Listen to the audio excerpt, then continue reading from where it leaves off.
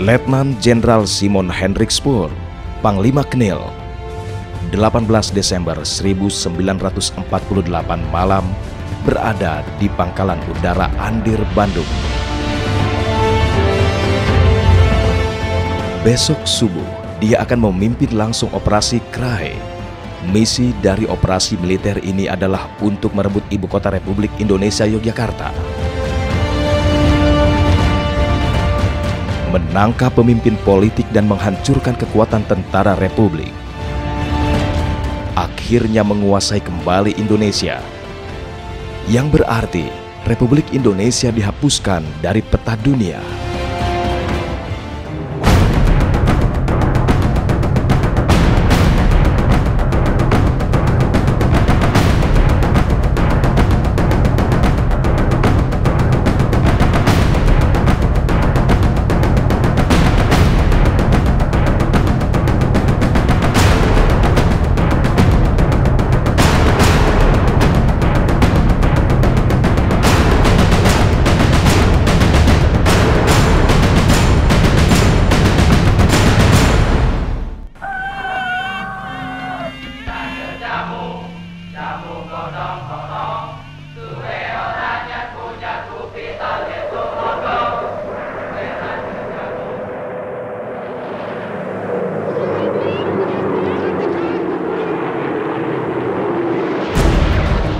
Mesin pesawat tempur kerajaan Belanda mendesing kuat, memecah keheningan Yogyakarta pada pagi itu. Pesawat pengebom B-25 Mitchell terbang rendah dan menghujani landasan udara Baguwoharjo dengan ratusan bom.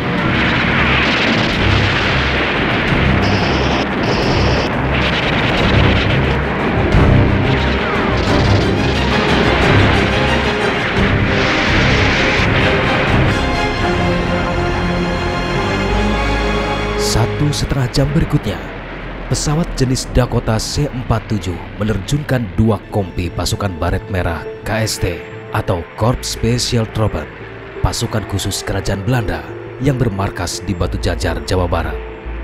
Pendaratan pasukan ini merupakan pertanda dimulainya operasi militer Belanda dengan sandi Operasi Pelikan, sebuah operasi besar di bawah pimpinan Letnan Jenderal Simon Hendrik Spoor, Panglima tertinggi Knil, Koninklijke Nederlands Indisch Leger.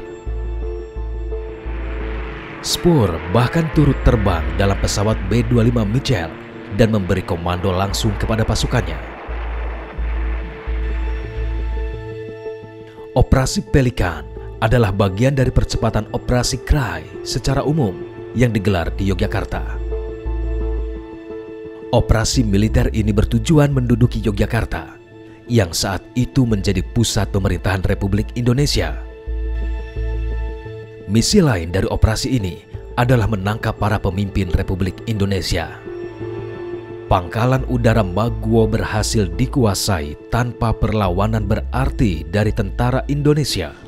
Pesawat pengangkut Dakota setelahnya langsung menuju Semarang, menjemput 2 batalion infanteri baret hijau.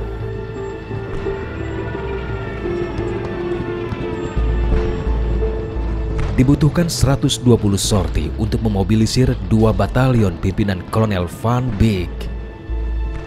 Di hari yang sama, 2 batalion bergerak dari Salatiga melewati Kartosuro, 1 batalion mengarah ke Solo, dan 1 batalion langsung menuju Yogyakarta. Sedangkan di utara Jawa, 1 batalion tempur merebut Cepu dan Rembang dan bergabung dengan Brigade Tempur Marinir setelah melakukan pendaratan di Pantai Tuban. Spoor mengerahkan sekitar 15.000 tentara yang diperkuat dengan pesawat tempur, pesawat pembom, pesawat pengangkut, tank, artileri, dan kendaraan angkut.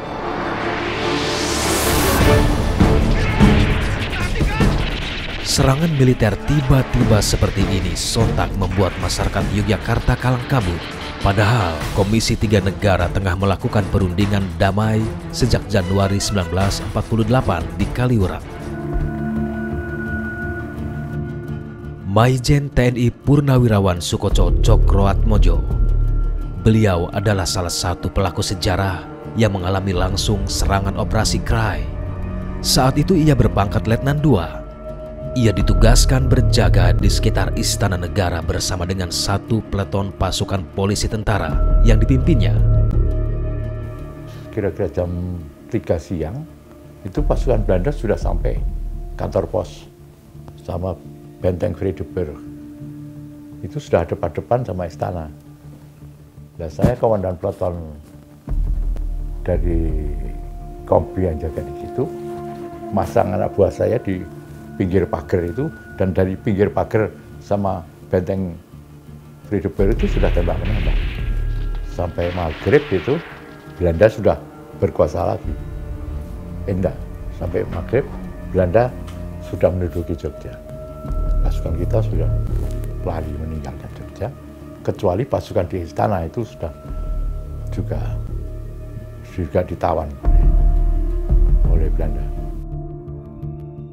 Presiden dan sebagainya itu karena mereka memutuskan. Jadi di istana sendiri terjadi keributan karena saya, komandan peleton itu mengusulkan agar supaya mereka melarikan diri lewat belakang, menyelamatkan presiden, kan tugas saya kan menyelamatkan presiden. Saya disuruh ketemu Mayor Gandhi. Mayor Gandhi itu ajudan presiden. Mayor Gandhi juga tidak bisa memutuskan, menyuruh saya ngadep Presiden Soekarno. Presiden tanya kepada saya, ada apa, Cok? Begini, Pak, saya ditinggalkan dengan 30 orang di sini, Bapak masih bisa lewat belakang karena istana belum terkepung. Begini, Cok, merah putih tidak menyerah. Jadi begini, tangannya itu kanan, merah putih tidak menyerah.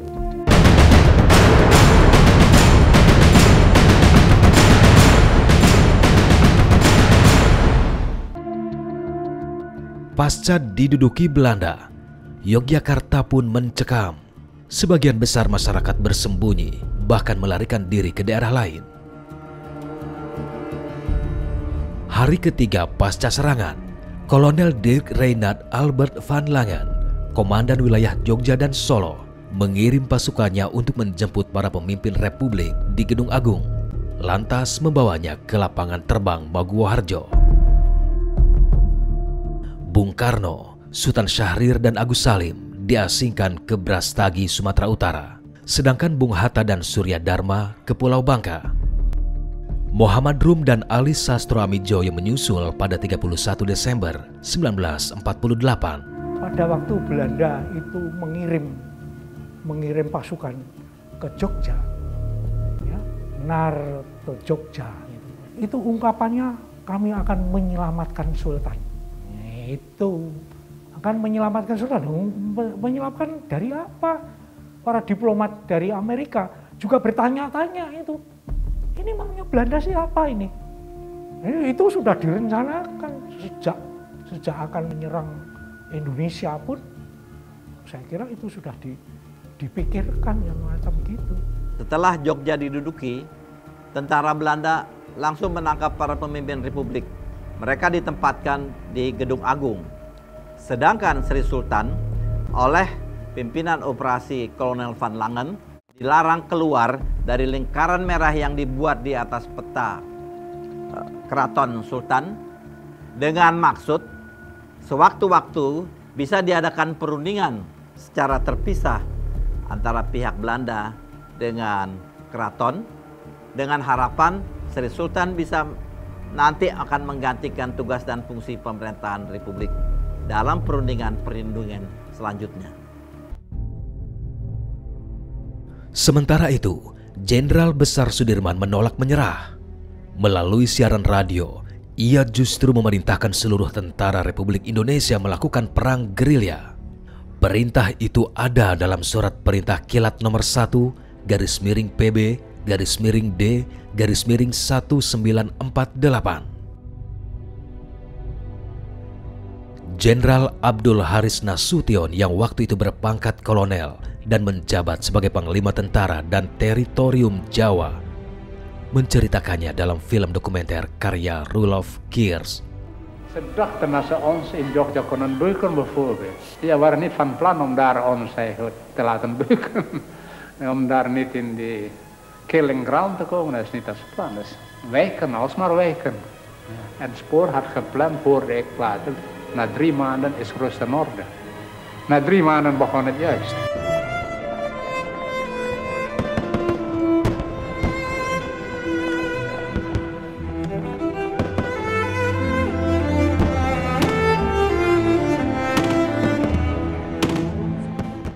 Sejarah mencatat, berbagai aksi kerap dilakukan pasukan TNI untuk mengusir pasukan Belanda yang berusaha kembali menduduki Yogyakarta pada penghujung tahun 1948.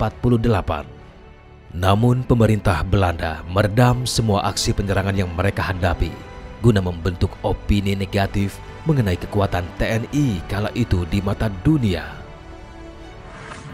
Berkaitan dengan radiogram yang dikirim dari Jogja pada tanggal 22 Juni 1948 bertempat di perkebunan Halaban, didirikanlah Pemerintahan Darurat Republik Indonesia dengan Mr. Syafruddin Prawira Negara sebagai ketuanya.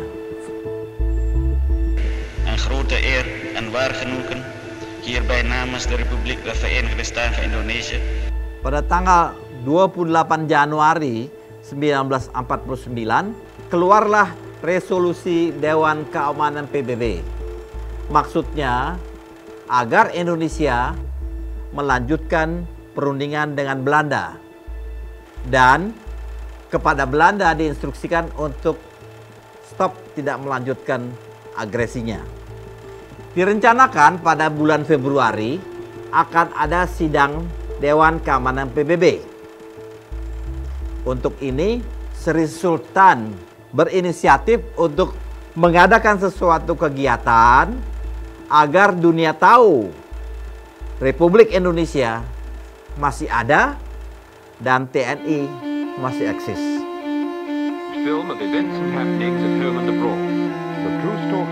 Berita radio mengenai resolusi Dewan Keamanan PBB pun sampai ke telinga Sri Sultan Hamengkubuwono dan ia pun mengambil sikap. Sikap Sultan mengenai peristiwa tersebut kemudian disampaikannya pada sebuah wawancara eksklusif dengan wartawan BBC London beberapa tahun setelah serangan umum pecah.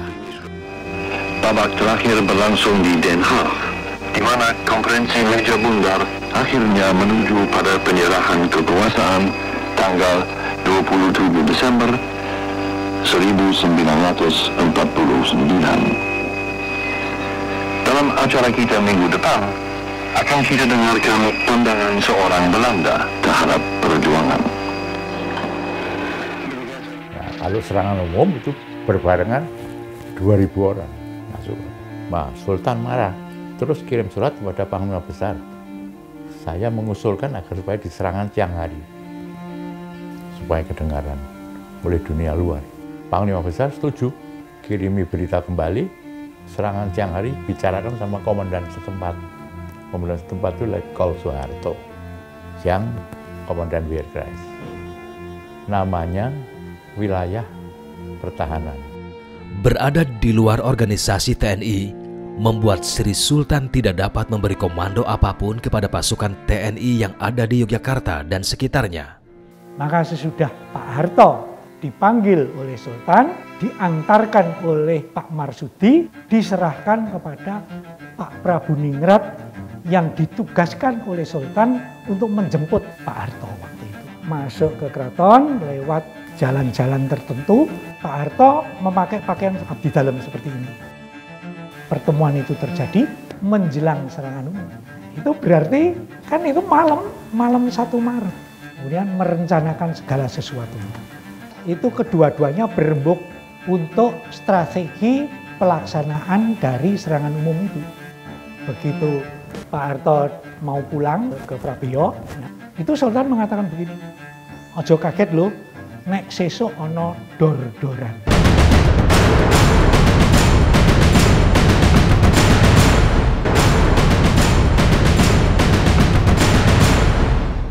Serangan dipersiapkan benar-benar matang. Budi Harjo ditunjuk membuat keterangan pers di Banaran. Siaran pers inilah yang kemudian disiarkan melalui siaran radio Playen dan Wiladek ke seluruh dunia.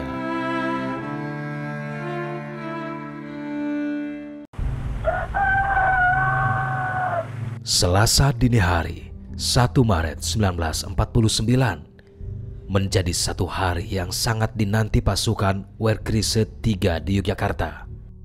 2.000 pasukan yang terbagi dalam 7 sub-Wehrkrise telah siap melakukan serangan spektakuler.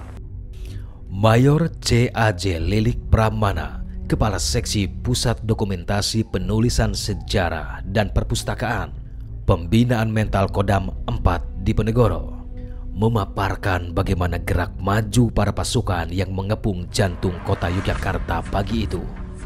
Peta ini kita dapatkan dari dokumen yang dibuat oleh Jarakdam waktu itu. Bisa jadi peta ini didapatkan dari sumber aslinya, markas besar TNI di Yogyakarta waktu itu. Rencana serangan yang dilakukan bahwa memang lebih dominan dilakukan oleh Werkris 3. Ya, sub-subnya kemudian ada dari masyarakat, ada organisasi-organisasi, ada laskar, ya, laskar-laskar yang banyak yang terlibat. Peta dari dislokasi Belanda sendiri, tentara Belanda sendiri di Jogja waktu itu ada kurang lebih 1 batalion plus pasukan Parako, para komando, kemudian pasukan dari kavaleri dan pasukan bantuan tempur. Secara dislokasinya, posisi-posisi tentara Belanda waktu itu ada di kantor pos besar. Tepat jam 6 pagi, gaungan sirine menjadi penanda dimulainya serangan umum 1 Maret 1949. Mendekat panutan tubuh itu berapa orang dan lainnya nanti jaga di mana kan gitu. Nah itu kebetulan yang saya kan di tengah dibagi 3, sayap kiri, brandnya 3 itu saya 1, yang kiri 1, yang kanan 1. Sasarannya itu kantin Belanda yang DPR itu kita kuasai, bisa kantor pos kita kuasai, BNI 46 itu kita kuasai ya. Kondisi pasukan Belanda yang lengah pada hari itu pun dimanfaatkan prajurit Indonesia untuk memaksimalkan serangan.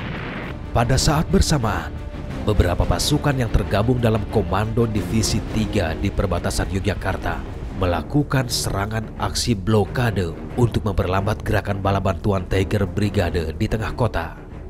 Sayangnya, pertahanan di batas kota tidak berlangsung lama. Sekitar jam 11 siang, pasukan bantuan Belanda dari Magelang di bawah komando A. van Santen melawan aksi prajurit TNI. Yang kesini itu lapis baja semua. Itu bertempur lagi, tapi yang bertahan tinggal itu Sersan Ahmad itu di Ringen Kidul itu loh. Setelah habis pertempuran itu TNI saja ya, Simbaya TNI, tapi kan tidak termasuk korban itu ada 300 yang di TNI, bukan laskar pejuang itu. Laskar pejuang itu ribuan. Peristiwa ini pun disorot dunia internasional melalui pemberitaan media, termasuk surat kabar Belanda. Pada tanggal 14 April 1949, Belanda yang diprakarsai UNCI, Komisi PBB untuk Indonesia, Mohammed Rum mewakili pihak Indonesia dan Jan Herman van Rooyen mewakili pihak Belanda. Perundingan ini kemudian dikenal dengan perundingan Rum-Rooyen.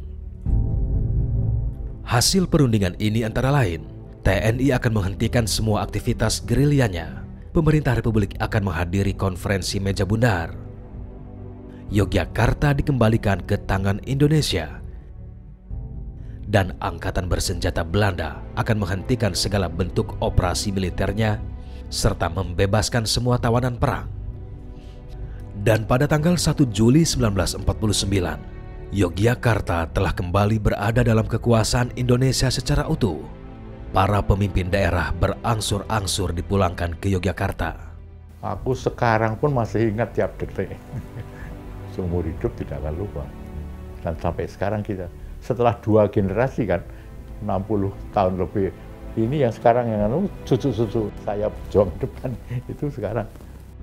Rakyat Jogja patut kita hormati, dan serangan umum ini yang merupakan langkah pertama kalahnya Belanda. Banyaknya pihak yang terlibat di balik terjadinya peristiwa serangan umum spektakuler 1 Maret 1949 ini membuahkan fakta-fakta sejarah yang diungkapkan jauh pasca kejadian. Mulai dari siapa sebenarnya penggagas serangan, siapa yang memimpin perlawanan, dan bagaimana kejadian tersebut sebenarnya terjadi.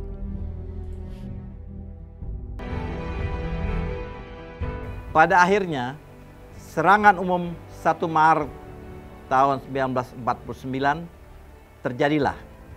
Tetapi masih ada misteri dari historiografi peristiwa tersebut. Seolah-olah masih ada kabut gelap yang meliputinya. Namun, serangan umum 1 Maret tahun 49 ini memiliki makna besar, yaitu memberikan informasi kepada dunia internasional bahwasanya pemerintah Republik Indonesia dan TNI masih eksis. Jangan sekali-kali meninggalkan sejarah.